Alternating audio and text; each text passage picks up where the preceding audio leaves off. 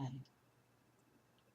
Hi, I'm Anna, and my title today is Prepping is Crazy, or is it? Who is prepping?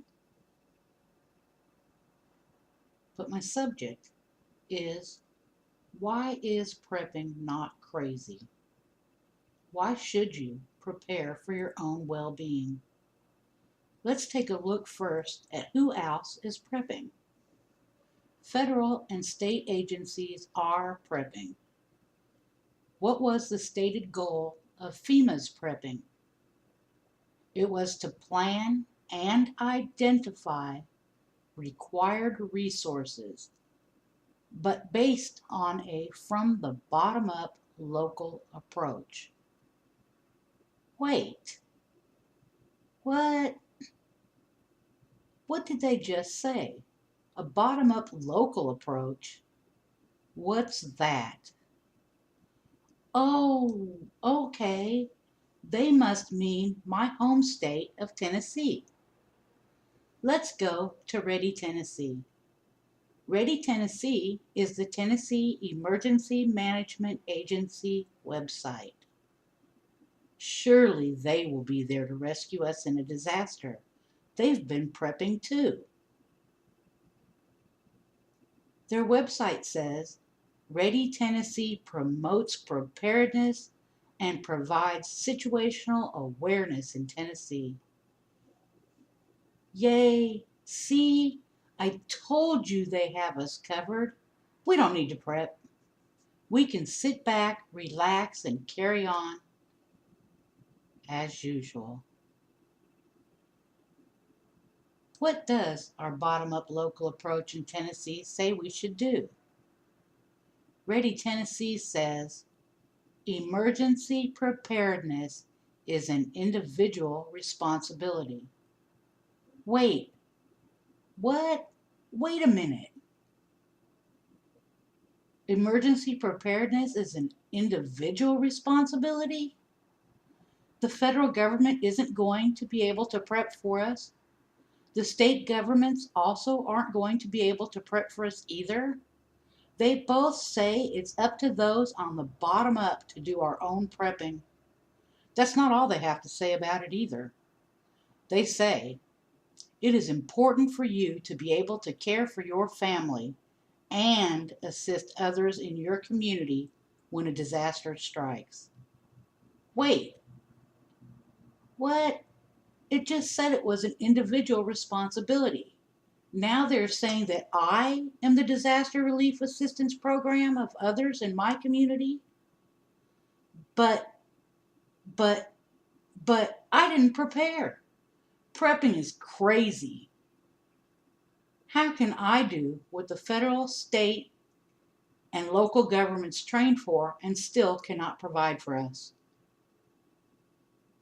What more do they have to say about this?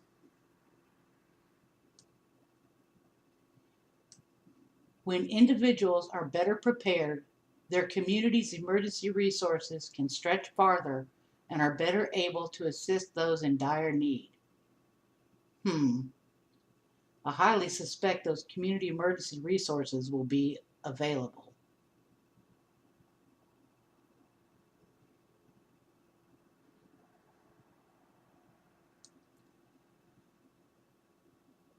Why do those federal and state agencies tell you that you might need up to 2 years or more of prepping supplies?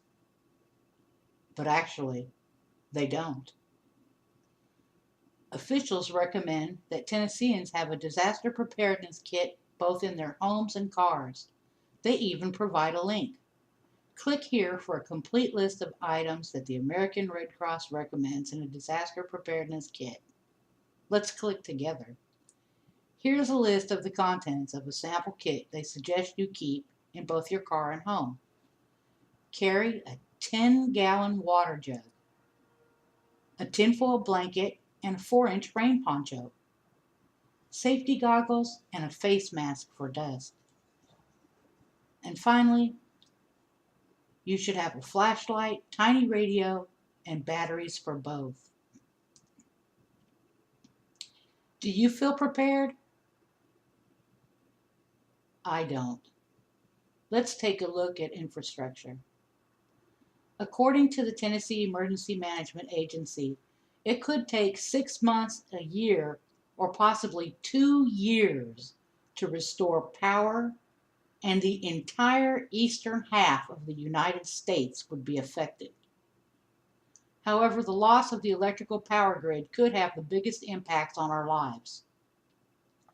One problem is that many of the parts that make up the conductors that we deliver electricity to our homes are made overseas, and there is no surplus on hand should such a large area of the country's power grid be damaged.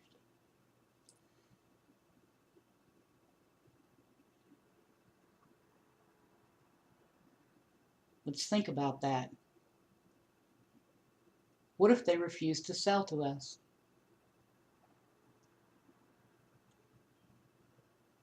Let's move on. Cell phone towers are not seismically protected, and most would fail.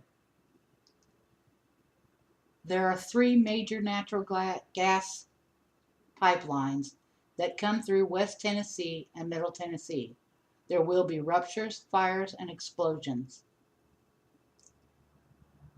Very few of Middle Tennessee's pumping stations are protected against an earthquake. Residents could be without drinking water for weeks to months, or maybe years. I don't think the 10 gallons of water stored in your home and car are going to last you or your family that long. In Middle and West Tennessee combined, there are about 2,600 bridges. Those would be rendered unusable. Roads would likely have large fissures in them, or there could be sections washed out entirely.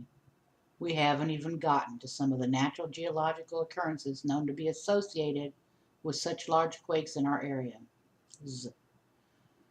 Things like liquefaction, sinkholes, sand blows, thunder rocks, natural geological gases escaping from underground. Dams are built to withstand a 5.0 to 5.5 magnitude on the Richter scale, but we're talking about a 7.0 to 7.5. It could be the worst case scenario for the United States Army Corps of Engineers and the TVA, Tennessee Valley Authority, requiring rescues of people and loss of infrastructure along the banks of the rivers. Mass flooding. What about the domino effect of these dams as they break? Exactly how much water could we be talking about? Even if some dams survived a large quake, they are not prepared to receive such large amounts of discharged water from failed dams upstream. I don't think the 4-inch rain poncho is going to help you out here. Some estimates suggest that a major earthquake in the New Madrid zone would be a nationwide catastrophic event, largely due to the interruption in transportation, communications, fuel supplies, and the economic consequences that would be experienced as a result of damage to the infrastructure. That's right, it would affect not only the trucking industry that supplies food, but even the major shipping industries along our eastern seaboard and Gulf coasts. Imported items could not be shipped by train or trucks from these areas to the interior or to across the country to the West Coast. Although much shipping comes in from the West Coast also, who among us knows how much this will affect the rest of the country as well? With all these possibilities, how can you and your family be prepared? And that was my ending statement. Thank you.